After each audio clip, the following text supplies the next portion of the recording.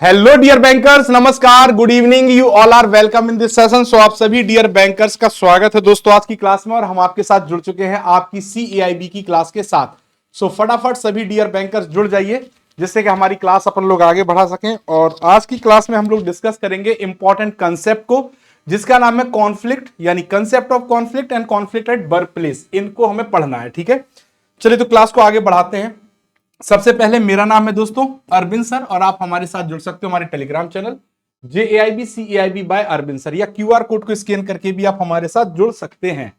सबसे पहले बात करेंगे व्हाट इज कॉन्फ्लिक्ट या कंसेप्ट ऑफ कॉन्फ्लिक्ट की। तो कॉन्फ्लिक्ट होता क्या है? कॉन्फ्लिक्ट एक प्रकार से किसी व्यक्ति विशेष या एक ग्रुप के बीच में एक असहमति, अपोजिशन, है ना, को हम कॉन्फ्लिक्ट कह सकते हैं या कहते हैं। So conflict may appears to be sense of anxiety for most of the people, but truly speaking, it is a normal part of any healthy relationship. किसी भी हेल्दी रिलेशनशिप का एक पार्ट होता है कॉन्फ्लिक्ट, और अगर कॉन्फ्लिक्ट आ जाता है तो बहुत सारे लोग परेशानी में चले जाते हैं, परेशान हो जाते हैं, जबकि परेशान होने की आवश्यकता नहीं। किसी भी हेल्दी रिलेशनशिप में कॉन्फ्लिक्ट आपको देखने को मिलता है। It is a part of human experience, है ना, जीवन अनुभव जो होता है किसी व्यक्ति विशेष का, उसका पार्ट है कॉन्फ्लिक्ट। सो कॉन्फ्लिक्ट है क्या? कॉन्फ्लिक्ट अकर्स व्हेन इंडिविजुअल और group are not obtaining what they need और want, are seeking their own interest और सेल्फ इंटरेस्ट। सो कॉन्फ्लिक्ट है क्या? कॉन्फ्लिक्ट का मतलब है जब कोई व्यक्ति या ग्रुप जो वो चाहते हैं या जो उनकी जरूरत है उनको वो नहीं मिल पाता, और वे अपने हित के बारे में जब बात करते हैं तो वहां पे आपस में कॉन्फ्लिक्ट पैदा हो जाता है। Conflict is nothing more than a sharp disagreement. Conflict अगर हम बात करें तो एक शार्प डिसएग्रीमेंट के अलावा या अपोजिशन के अलावा कुछ नहीं है, ठीक है, किसी भी इंटरेस्ट और आइडिया से related. So whenever two individual opine in different way, जब भी दो व्यक्ति अलग अलग तरीके से सोचते हैं या समझते हैं तो उनकी ओपिनियन अलग अलग होती है, तो वहां पर कॉन्फ्लिक्ट पैदा हो जाता है। सो लेमन लैंग्वेज में अगर हम बात करें तो conflict is nothing but a fight either between two individuals और अमंग द ग्रुप। तो ये एक प्रकार की लड़ाई है जो दो लोगों के बीच में भी हो सकती है और ग्रुप मेंबर्स के बीच में भी हो सकती है। Conflict at the work place. अगर वर्क प्लेस पे कॉन्फ्लिक्ट की हम बात करें तो वर्क प्लेस पे कॉन्फ्लिक्ट का क्या मतलब है? एट एनी वर्क प्लेस, किसी भी वर्क प्लेस यानी ऑफिस में अगर हम बात करें तो where a number of people are working together, conflict is a normal and natural occurrence. जहां पर different number of peoples work करते हैं, जिनकी एजुकेशन क्वालिफिकेशन अलग होती है, जिनका रिलीजन अलग होता है, जिनकी समझने की क्षमता अलग है, जिनका सोचना अलग है, तो वहां पर आपको कॉन्फ्लिक्ट देखने को मिल सकता है। ये एक नेचुरल अकरेंस होता है और नॉर्मल होता है, ठीक है दोस्तों। So work place conflict tend to lower the team moral.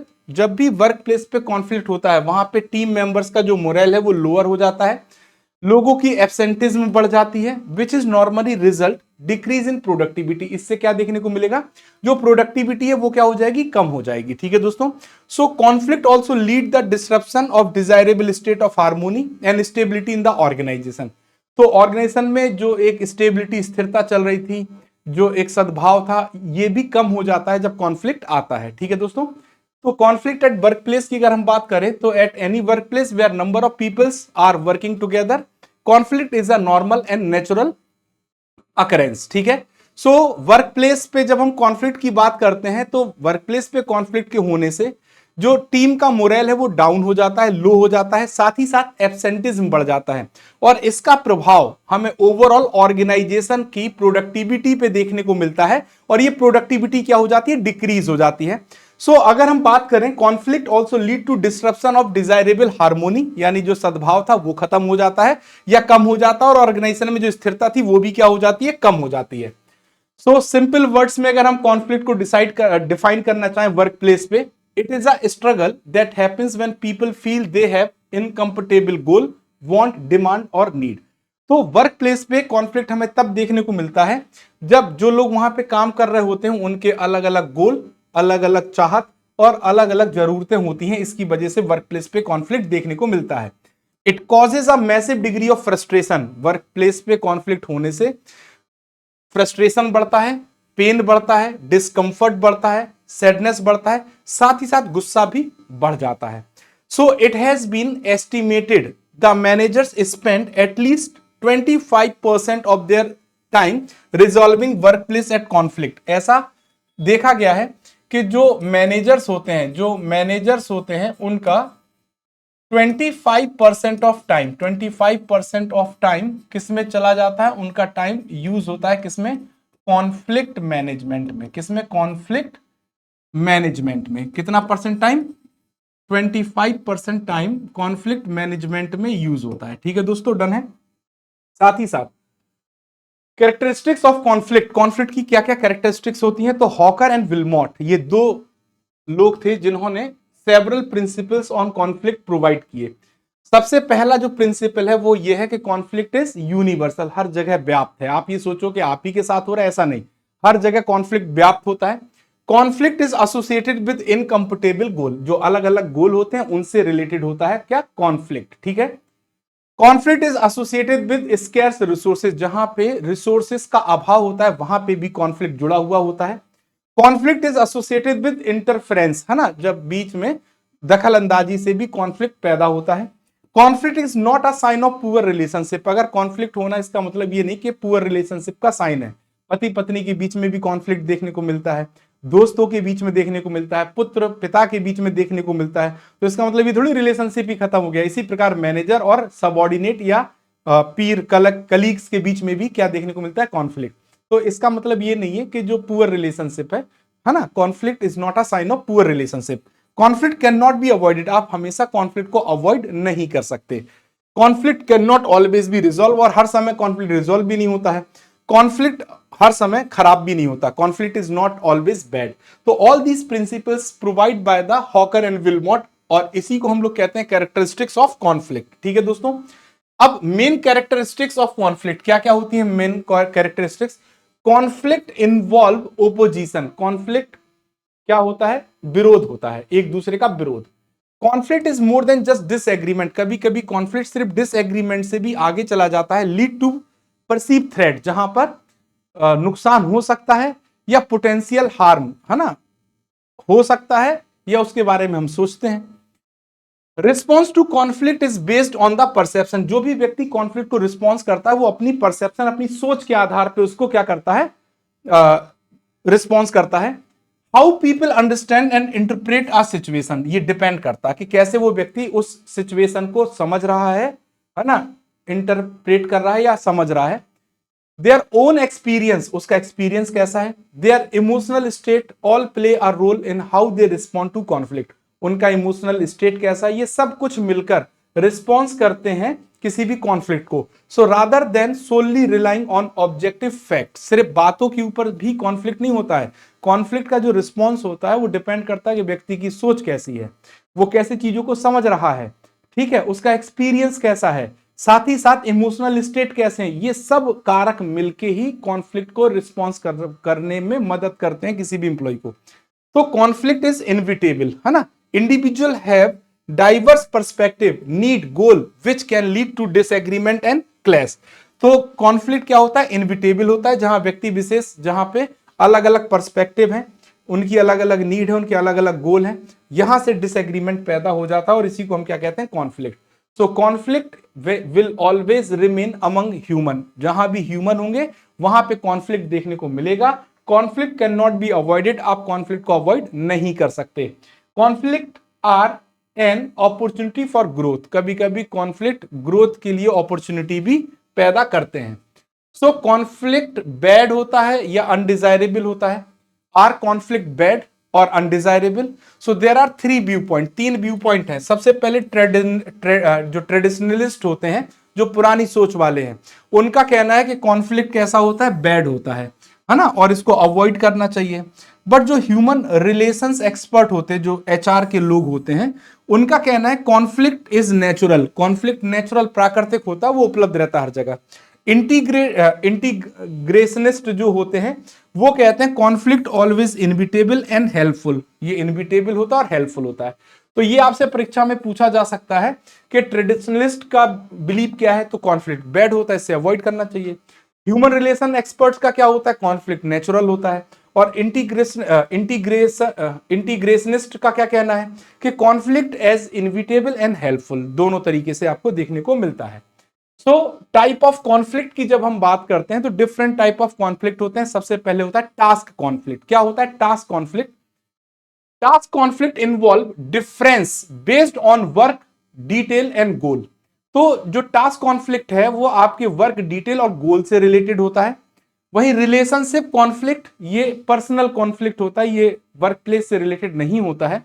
Relationship conflict is a type of personal conflict, ये आपका पर्सनल कॉन्फ्लिक्ट है that develop over disagreement and difference between individual और ग्रुप, जो लोगों के बीच में या ग्रुप के बीच में डिफरेंस पैदा करता है। This type of conflict is over personal issues not work related. ऐसा कॉन्फ्लिक्ट आपको पर्सनल इश्यूज पे देखने को मिलेगा, वर्क रिलेटेड इश्यूज से नहीं मिलेगा। फिर आता है value conflict. So value conflict arises from fundamental differences in the life experience. हर एक व्यक्ति के जो भी मूलभूत डिफरेंसेस होते हैं उसमें, लाइफ एक्सपीरियंस में, उनके कल्चर में, उनकी आइडेंटिटी में, वैल्यू बिलीफ में, वहां पर हमें वैल्यू कॉन्फ्लिक्ट देखने को मिलता है। So this can include the difference in politics, religion, ethics and norms etcetera. फिर थर्ड होता है एक और गोल कॉन्फ्लिक्ट। क्या होता है? ये क्वेश्चन एग्जाम में बनता है, इसकी केस स्टडी भी बनती है। गोल कॉन्फ्लिक्ट तीन प्रकार के होते हैं। सबसे पहला होता है अप्रोच कॉन्फ्लिक्ट। क्या है approach? An approach conflict occurs when an individual must choose in between two desirable options। जब किसी व्यक्ति को दो डिजायरेबल ऑप्शन दिए जाते हैं और उसमें से जो ज्यादा बेस्ट वाला हमें चुनना होता है, तो उसे हम क्या कहते हैं? Approach conflict.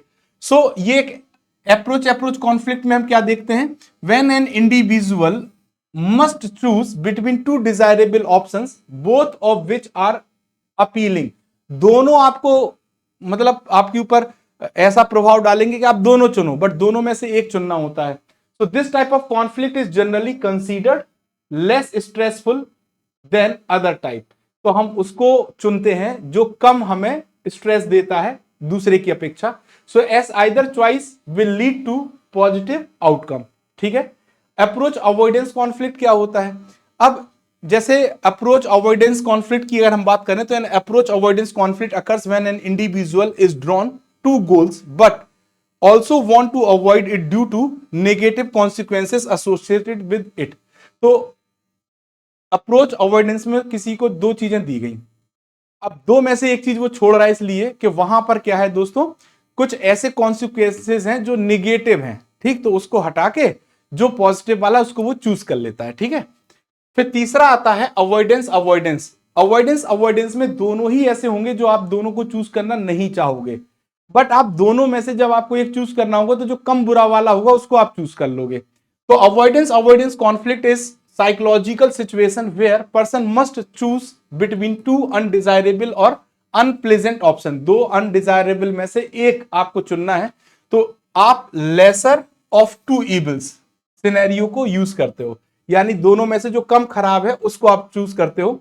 Where either choice is appealing leading to difficulty and potential procrastination in decision making. ठीक है दोस्तों, तो ये थी आज की हमारी क्लास जहां पर हम लोगों ने बात की किसकी? कॉन्फ्लिक्ट और वर्कप्लेस कॉन्फ्लिक्ट की। तो CEIB की अगर आप कंप्लीट प्रिपरेशन करना चाहते हैं आप हमारे महापैक के साथ जुड़ सकते हैं और आपको सब्सक्रिप्शन भी अवेलेबल है। 6 मंथ सब्सक्रिप्शन 3499, 12 मंथ सब्सक्रिप्शन 4999 और 24 महीने का सब्सक्रिप्शन 6999 में अवेलेबल है। CEIB महापैक में आपके 4 कंपलसरी सब्जेक्ट कवर हो जाते हैं, साथ ही साथ आपका इलेक्टिव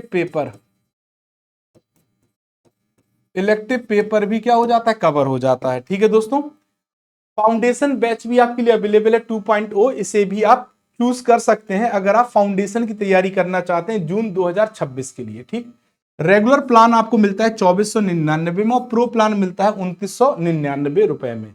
साथ ही साथ Samarth 2.0 RBI grade B foundation batch की अगर हम बात करें तो आपको रेगुलर प्लान मिलता है 2299 और प्रो प्लान मिलता है 3799 रुपए में। तो जो लोग RBI ग्रेड बी को टारगेट कर रहे हैं वो इस बैच के साथ जुड़ सकते हैं। तो आज की क्लास में बस इतना ही। आई होप आप सभी को क्लास समझ में आई होगी। So thank you very much, thank you all, thank you for